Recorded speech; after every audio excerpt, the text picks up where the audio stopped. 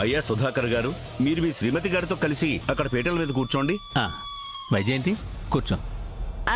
వస్తా ఉండబా.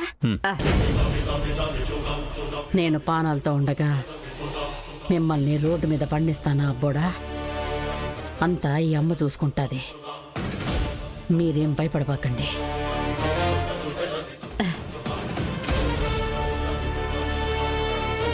అబ్బో, అయ్యా అమ్మాయిని కూడా అక్కడ కూర్చోమని చెప్పండి. అమ్మా శ్రీవల్లి కూర్చో.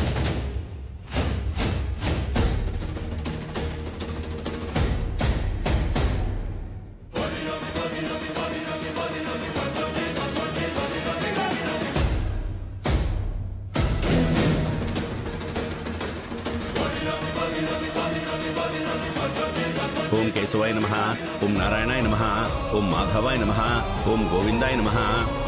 అమ్మ అక్షంత్రాలు ఇవ్వండి. ఓం గణానాం త్వా గణపతి గుంభవామహే కవిం కవీనాముపమస్రవస్తమం. వాళ్ళు దత్తత కార్యక్రమం ఆపడానికి ఏం చేయట్లేదంటే ఎందుకు సైలెంట్ గా ఉన్నారు? సైలెంట్ గా ఉన్నారని మనం అనుకోవాలనుకుంటున్నారు కేదార్. ఖచ్చితంగా ఇంకేదో ప్లాన్ చేశారు. నిషి యువరాజ్ ఫేస్ లో ఏం జరుగుతుందన్న కంగారుంది. అత్తయ్య గారి మొహంలో దత్తత జరగదు అన్న ధీమా ఉంది. అంటే అత్తయ్య గారు ఏదో ప్లాన్ చేశారు. పిన్ని ఏం ప్లాన్ చేసిందో తెలియకుండా మనం ఎలా ఆపగలం? నాకు కూడా అర్థం కావట్లేదు. అత్తయ్య గారి ధైర్యం చూస్తుంటే ఎవరినూ నమ్ముకున్నట్టు అనిపించడం లేదు. తనే దత్తతను ఆపగలరు అని నమ్ముతున్నారు. ఏం చేయబోతున్నారు? ఓం శ్రీకృష్ణ పరబ్రహ్మణే నమః. ఓం యస్యో నామరూపాభ్యాం యా దేవీ సర్వమంగళ తయో సంస్మరణాత్ పుంసాం సర్వతో జయమంగళం. లాభస్తేషాం జయస్తేషాం కుతస్తేషాం పరాభవః తేషాం ఇందీవరస్యామో హృదయస్థో జనార్దనః.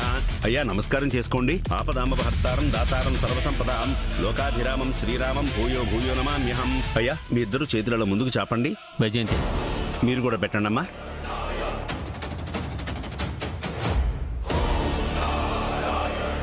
యువరాజ్, అత్తయ్య ఏం చేస్తున్నారు? ఇంకో 2 నిమిషాల్లో పూజ అయిపోతుంది. అమ్మేదో ప్లాన్తోనే ఉంది నిషి, నువ్వేం భయపడకు. అమ్మ మాటిచ్చిందంటే తప్పదు. ఈ దత్తత కార్యక్రమాన్ని ఆపి తీరుతుంది. ఎలా ఎలా ఈ కార్యక్రమాన్ని ఆపబోతున్నారు? ఏం చేయబోతున్నారు? ప్లీజ్ పిన్ని, నన్ను ఎలానో కుటుంబానికి దగ్గరగా కూడా రానివ్వడం లేదు. కనీసం శ్రీవల్లికైనా కుటుంబాన్ని ఇవ్వండి.